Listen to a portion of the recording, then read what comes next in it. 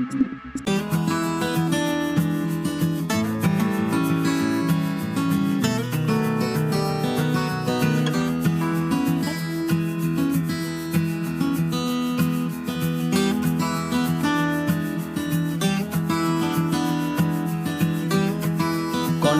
Group of আর্টসের চিত্র প্রদর্শনী হলো যোগেন চৌধুরীর প্রেক্ষাগৃহে। মোট ৪২ জন শিল্পীর আঁকা চিত্র স্থান পেল এই প্রদর্শনীতে। আনুষ্ঠানিক উদ্বোধনে উপস্থিত ছিলেন সমাজকর্মী পার্থ সারথী সহ বিভিন্ন শিল্পীরা। এই চিত্র প্রদর্শনী চলল ৩১শে মার্চ পর্যন্ত। এই সম্পর্কে শিল্পী স্বপন সরকার সহ অন্যান্য শিল্পীরা ঠিক কী জানালেন।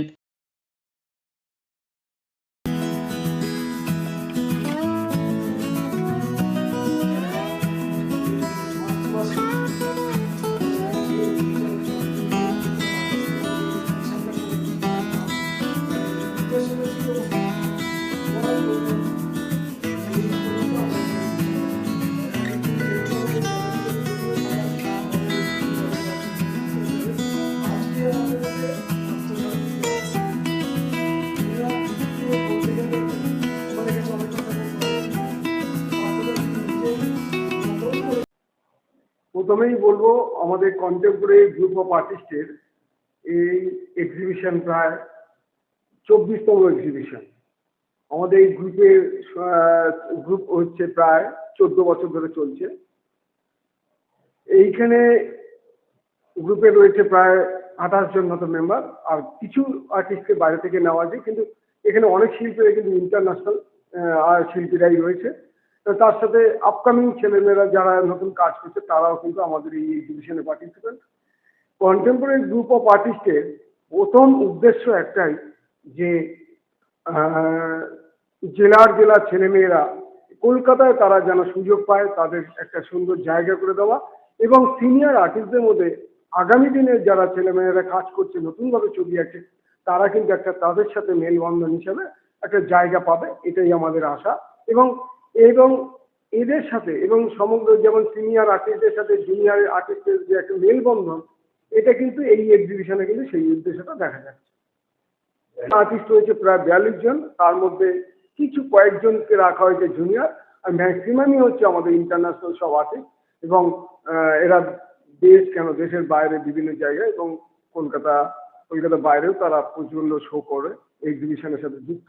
এবং আজকে আমাদের একটাই ভালো লাগে যে আমাদের গ্রুপ যখন কারোকে বলে, কেউ না করে না, সহজেই তারা কিন্তু আমাদের গ্রুপে জয়েন করে এবং তারা স্বতঃস্ফূর্তভাবে এক্সিবিশনে পার্টিসিপেট করে।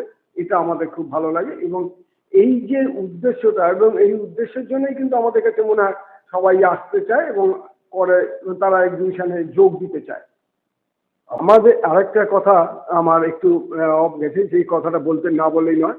যেমন আমাদের এই কন্টেম্পোরারি গ্রুপ অফ আর্টিস্টে সদস্য সংখ্যা যেমন 28 জন, এরা কিন্তু আমাদের দেশের বিভিন্ন জায়গা থাকে, যেমন আসাম থাকে, মেদিনীপুর আছে, তারপর বর্ধমান আছে, তার সাথে বর্ধমান, চুঁচুড়া, চন্দননগর, এদিকে হাওড়া জেলা, তারপর ওদিকে রয়েছে দক্ষিণেশ্বর, এদিকে রয়েছে যেমন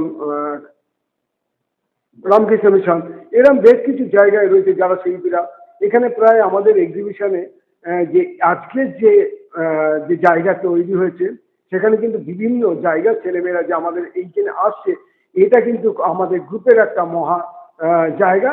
এবং সেখানে কিন্তু বিভিন্ন জায়গার বিভিন্ন মানে এই যে বর্ধমান, তারপর চুঁচুড়া, চন্দননগর, তারপর মেদিনীপুর, নদিয়া, নবদ্বীপ, হ্যাঁ, এবং আমাদের এদিকে রয়েছে গড়িয়া, গড়পা, তারপর রামকৃষ্ণ মিশন, এবং আরো জায়গা যেমন আসাম রয়েছে, হ্যাঁ, আসাম থেকে রয়েছে, তারপর শিলিগুড়ি, জলপাইগুড়ি, এই যে বিভিন্ন জায়গার ছেলেমেয়েরা আজকে আমাদের এই গ্রুপে যোগাযোগ কিন্তু।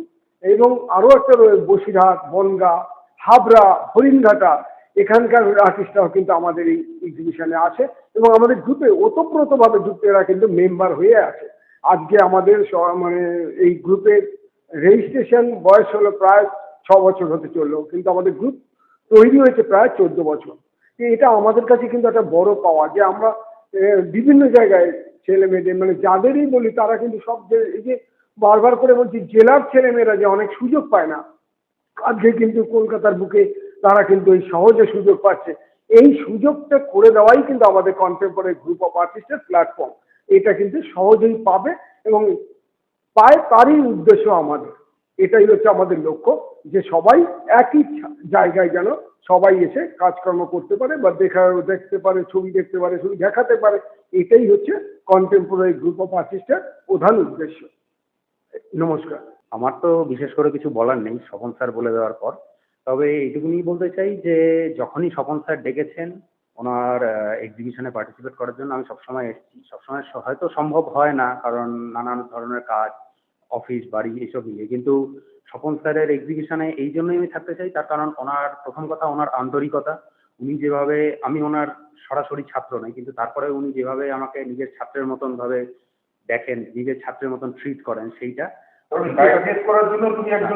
অবশ্যই। এবং উনি সবসময় বেটারমেন্টের জন্য আমার নিজের আঁকার যে দোষ ত্রুটি সেগুলো বুঝিয়ে পরবর্তীকালে যেন আরো ভালো করে কাজ করতে পারি, সেটার জন্য সবসময় উনি যেভাবে গাইড করেন, এটার জন্যই আমি স্বপন স্যারের এক্সিবিশনে থাকা এবং ওনার সঙ্গে থাকার চেষ্টা করি।